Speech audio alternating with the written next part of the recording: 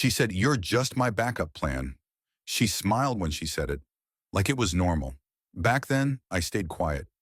Years later, she showed up crying on my porch. It was a warm summer evening when I realized how little I meant to her.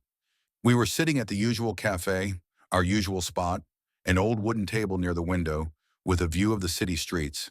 It had become our place, the one spot where we'd shared countless laughs, secrets, and hopes for the future. At least I thought we had. I thought there was something real between us. But that evening, the air between us felt different. A certain heaviness hung there that I couldn't shake. She was always distant, but that day it felt more pronounced. Her smile didn't quite reach her eyes, and she wasn't as animated as she usually was when she spoke. There was something about the way she looked at me, something almost apologetic. It made me uncomfortable, like I was on the edge of something I couldn't quite see but could feel coming. I leaned back in my chair, trying to ignore the growing unease inside me. "So, what's new with you?" I asked, my voice casual, trying to ease the tension. She hesitated for a moment, then her fingers danced around the rim of her coffee cup, the movement slow and deliberate. I'd seen this before, the signs that she was holding something back. But this time, she wasn't her usual self, the carefree woman I had fallen for. This time she was different. "You know, I've been thinking a lot lately," she began, her voice almost too calm, "about us, about you and me." I straightened up, a knot forming in my stomach. I didn't know where this was going, but I could feel that whatever was coming wouldn't be good. "You've always been there for me," she continued, her words softer now. "And I've never really appreciated that, have I?" I shook my head, not sure if I should say anything or just let her speak. "I don't want to hurt you," she said, her eyes finally meeting mine. And for the first time, I saw a flicker of something that looked like regret, but it was gone as quickly as it had come. "But I need to be honest." My heart started racing. I knew something was coming, something that would change everything, but I never expected it to be this. "You're just my backup," she said, her words hanging in the air like a cold wind. "If it doesn't work out with anyone else, then maybe it'll be you." I blinked as if I hadn't heard her right. "What?" I whispered, the words barely escaping my lips. She shrugged, like it wasn't a big deal, like it was just another fact of life. "I've been seeing other people, and if they don't work out, I'll come back to you.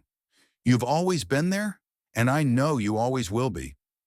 I couldn't breathe. The world seemed to slow down, the noise of the cafe fading into the background. My hands clenched into fists under the table, and I could feel my chest tightening. Was this really happening? Was this what I had become to her? She said it so casually, like it wasn't a devastating blow, but I felt the weight of it like an anchor around my heart, dragging me down. I wasn't special to her. I wasn't the one she truly wanted. I was just the safety net, the backup plan in case her other choices didn't pan out. I, I don't think I can do this anymore," I said, my voice shaking with a mix of disbelief and hurt. "If that's how you see me, then I can't keep doing this." Her eyes widened in surprise, but I wasn't sure if it was because of the words I had spoken or because I was actually standing up for myself for once. But it didn't matter. She had said what she needed to say, and now it was my turn to walk away.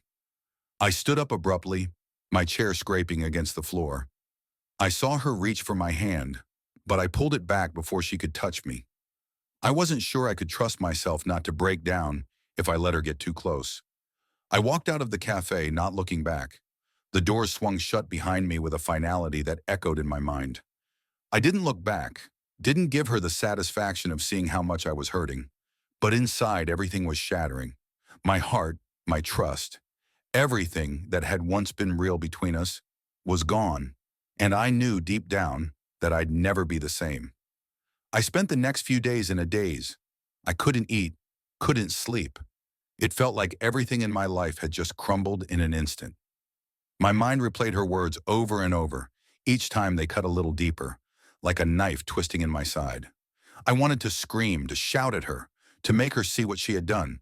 But I didn't. I couldn't. Instead, I did what I always did. I buried it. I threw myself into work, hoping it would drown out the pain, hoping it would be enough to distract me from the hollow feeling inside. And in a way, it worked. Slowly, I started to focus on the things that really mattered, the things that I could control, the things that didn't break me when they slipped away.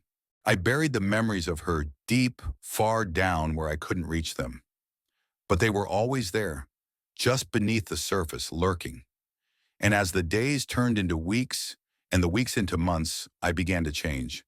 The man I had been before her, the one who was always second, the one who would wait, the one who would never ask for more, was gone. He died the day she said those words to me. And now, years later, I would become someone else entirely, someone stronger, someone who didn't need her. I spent years changing. It wasn't something I planned. It just happened. When she told me I was just her backup, something in me snapped. At first, it felt like a slow burn, the kind that you can almost ignore until one day it becomes unbearable. But it was the fire I needed, the kind of fire that forces you to rebuild from the ashes. I remember the first time I looked in the mirror after walking away from her. I didn't recognize myself. The man staring back at me was more serious, more focused. His eyes were colder, like he had seen too much of the world's cruelty and learned how to deal with it. His jaw was set with determination, and for the first time in years I saw someone who wasn't waiting. He was living. Work became my salvation. I put everything into my career. My old friends faded away, some of them not understanding the new me. I wasn't the guy who hung around to pick up the pieces anymore. I wasn't the guy who let people walk all over him. No more. I started my own business. I hired people who were just as driven as I was, people who had no room for weakness or nostalgia. I pushed myself every day, ignoring the gnawing ache in my chest whenever her face flashed in my memory. The pain dulled over time, but I never forgot what she had done to me. I couldn't. 2 years passed. I had made a name for myself. I had money, a solid reputation, a life that was mine, one that I had built from the ground up. I had no room for regret, or so I thought. It was a late evening when I got the message. I had just returned home after closing a major deal, feeling like I was on top of the world. My phone buzzed on the kitchen counter, pulling me away from the glass of whiskey I had been nursing. I looked at the screen, not recognizing the number. "I'm sorry, I didn't realize what I had until it was too late. Please, I need your help." It took me a moment to process it. She was reaching out. After all this time, after everything, she was asking for help. My hand trembled slightly as I set the phone down. I wasn't sure how to respond. How was I supposed to feel? I should have ignored it. I should have just moved on with my life. But the curiosity, the need to understand why she would come back after all this time, gnawed at me. I didn't respond immediately. I didn't want to. But then the old habits kicked in. The person who had been there for her when she was with someone else, the one who had always been a second choice, he was still inside me. And that part of me wondered if maybe, just maybe, I could finally get closure. I could finally understand.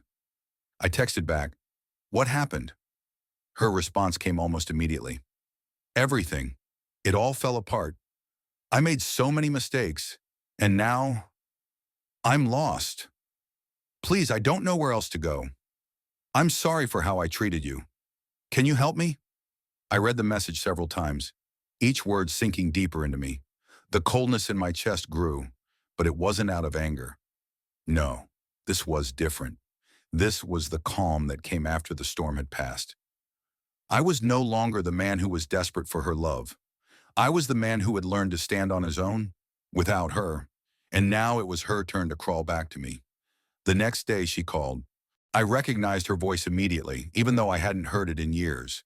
It was familiar but weak, as if the woman I once knew had been chipped away, piece by piece. There was a tremor in her words. "I'm sorry," she said, her voice barely above a whisper. "I never realized how good I had it with you. I was so stupid. I took you for granted. I thought I could find something better, but I was wrong. Please, can you help me? I don't know what else to do. I don't have anyone left." I leaned against the kitchen counter, the weight of her words sinking into me. The old emotions, anger, sadness, confusion, stirred up. But they felt distant, like they belonged to someone else. I wasn't the same man anymore. I couldn't be. Her tears, her vulnerability, her pleas, they didn't move me, but they did something else. They made me realize how far I had come, how much power I held in this situation, the power that she had taken for granted all those years ago when she decided to treat me like an afterthought, and now she was begging for my help. I wasn't sure what kind of help she expected, but I knew one thing for sure. She wasn't getting the man she thought she would. She wasn't going to get the backup plan. She was going to get the man who had moved on, who had learned to live without her, and who now had the ability to make her regret ever taking me for granted. "Let's talk," I said, my voice steady, cold. "We can meet." It was a week later when we finally met. She looked different, tired, worn down, not at all like the woman who had once left me behind so easily. Her hair was unkempt, and there was a desperation in her eyes that made me feel nothing but indifference. We sat at a small cafe, the same one where I had last seen her all those years ago. I watched her as she fidgeted with her coffee cup, trying to find the right words. But the truth was, she didn't need to say much. Her eyes spoke volumes. "I was stupid," she said, her voice cracking. "I hurt you. I treated you like an option, a backup. And now I'm paying for it. My life's a mess. I thought I had it all figured out, but I was wrong." I didn't say anything at first. I let the silence hang between us, thick and suffocating. Finally, I spoke. "You don't get to come back into my life like this," I said, my voice calm, controlled. "You don't get to waltz in, asking for my help after everything you did to me. I'm not the same man I was back then, and I won't be your backup again." She looked at me, her eyes wide with shock. She opened her mouth, but no words came out. I watched her for a moment longer, and then, without another word, I stood up. "I'm done here," I said quietly. "I don't need to save you. You made your choices. Now you'll live with them." And with that, I walked away. Her desperate pleas followed me out of the cafe, but I didn't stop. I didn't look back. I had done it. I had finally let go. And in the process, I had learned that some things, some people, are best left in the past. It was over. At least, that's what I told myself. Walking out of that cafe, with her voice echoing behind me, I felt an odd sense of peace. It wasn't the triumph I thought it would be. It was more like the quiet after a storm, still heavy and undeniable. But peace has a funny way of being a double-edged sword. There were nights when I'd wake up, her face flickering in the darkness, asking myself if I had done the right thing. The self-doubt would creep in like a slow tide, but I always found a way to push it back. I kept my focus on what mattered, my business, my future. And in time, the silence grew louder, drowning out her voice. I thought that was the end of it, that I was done. Then 6 months later, I got the call. I was at my desk reviewing a few deals that needed my attention. The office was quiet, the kind of silence that only comes with early mornings, before the world starts demanding things from you. I was in my zone, focused, driven, and calm. But then my phone rang. Her name flashed across the screen, and for a moment, my heart stopped. I didn't even hesitate. I swiped the screen to answer, my mind already racing. "Hello?" I said, my voice steady. I couldn't let it show that my pulse had quickened. "Please, just hear me out." Her voice came through, sounding fragile, weaker than I remembered.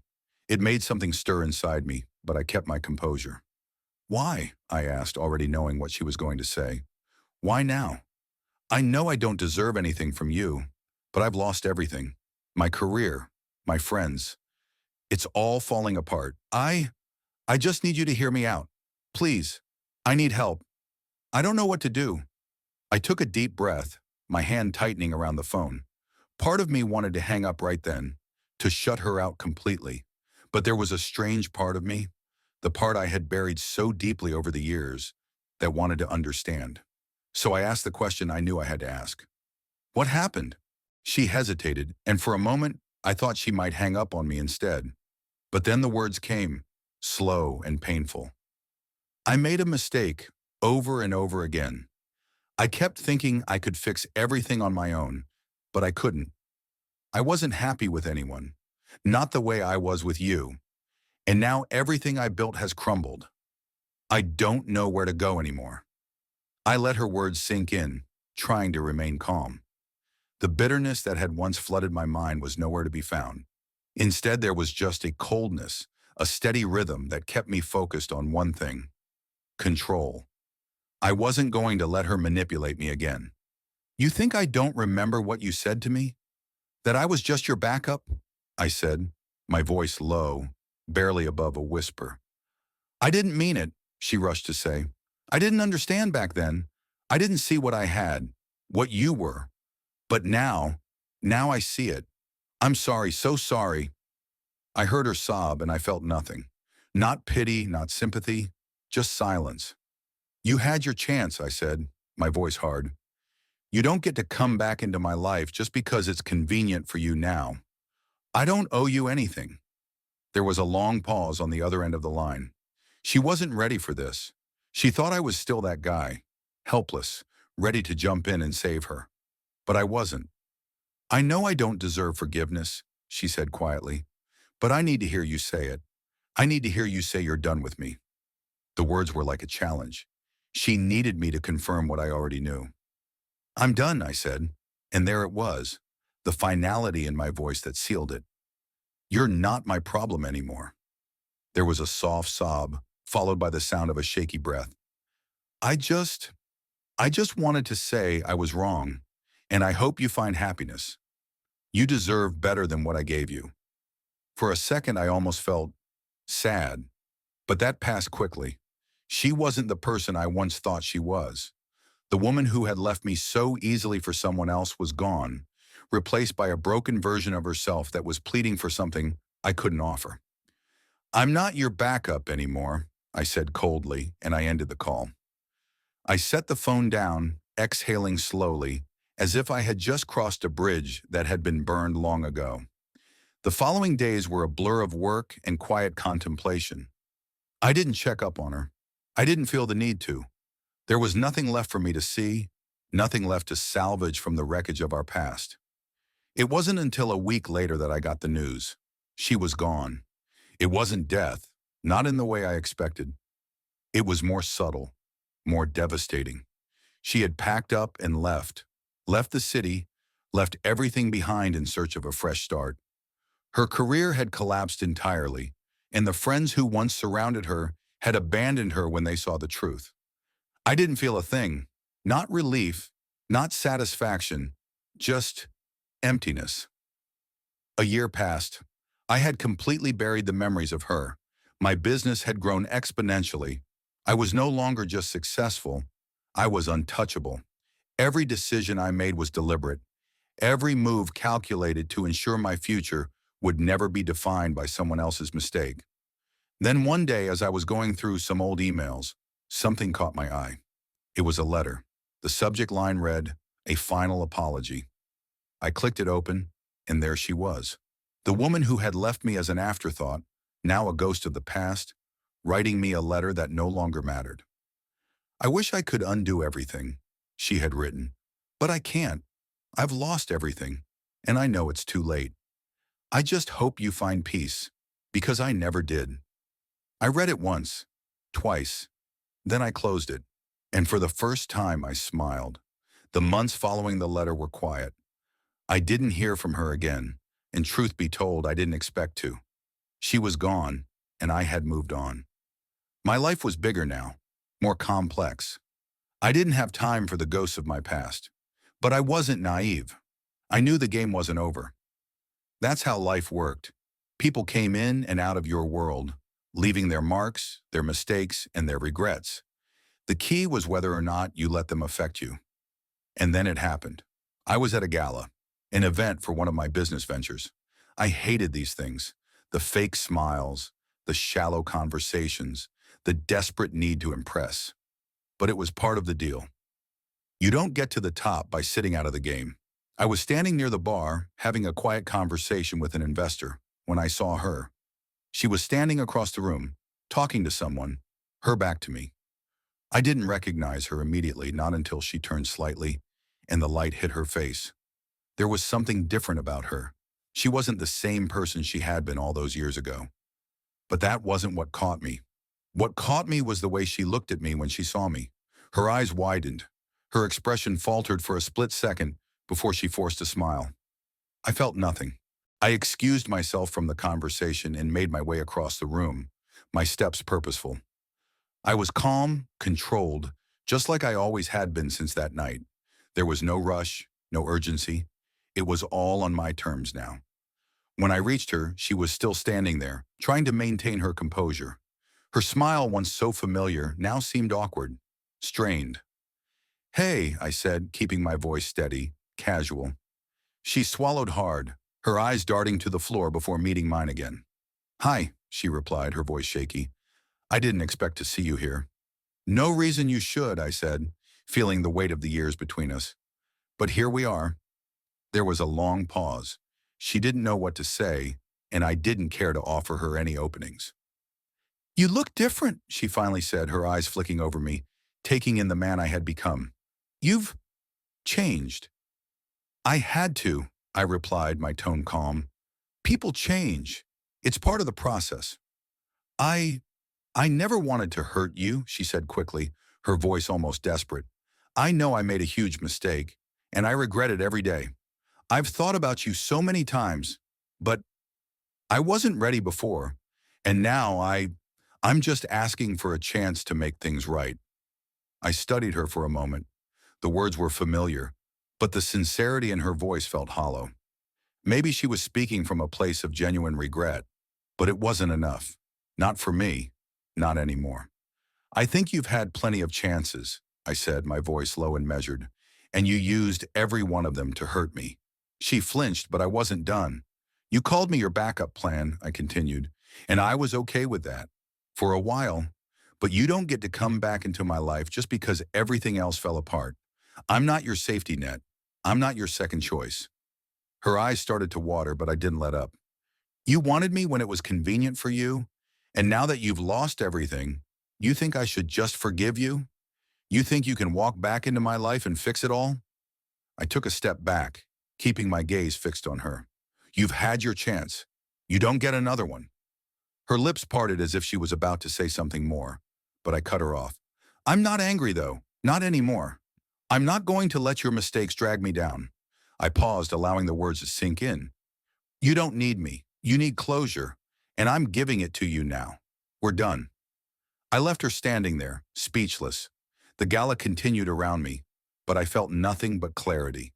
The storm inside me had finally passed, and I was no longer held hostage by what she had done.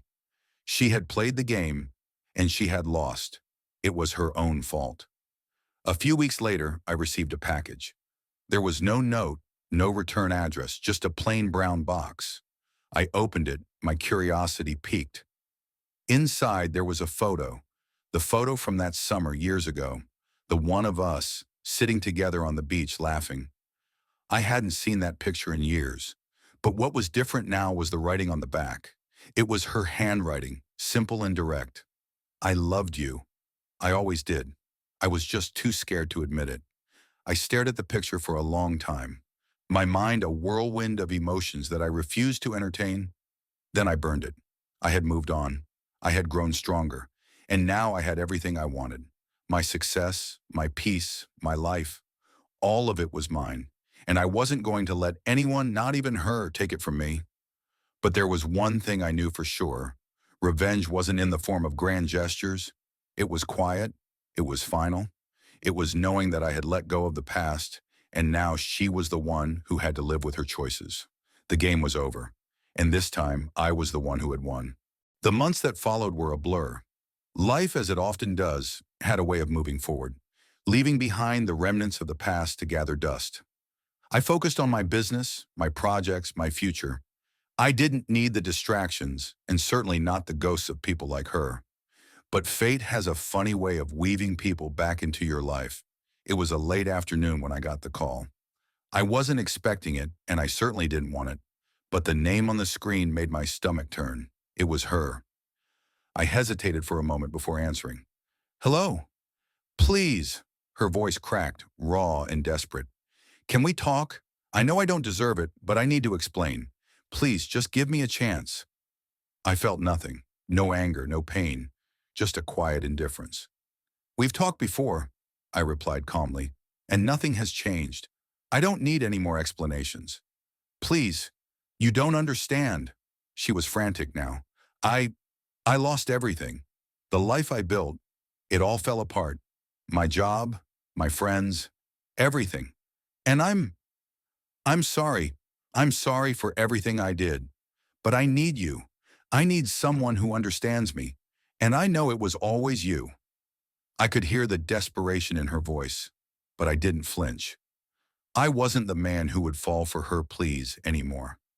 "You should have thought about that before," I said coldly, "before you treated me like an afterthought." There was a long pause. I could hear her sniffling, trying to hold back tears.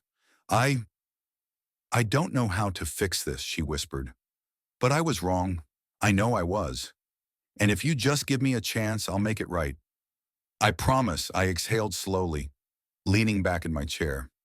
I had a choice now, a decision to make.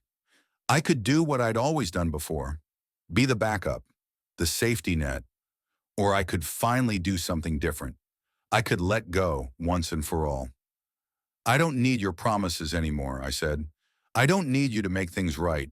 I've made my peace, and that's something you'll have to do on your own." She didn't say anything for a long time. When she finally spoke again, it was soft, almost inaudible. "Goodbye." I hung up the phone. That night I didn't sleep much.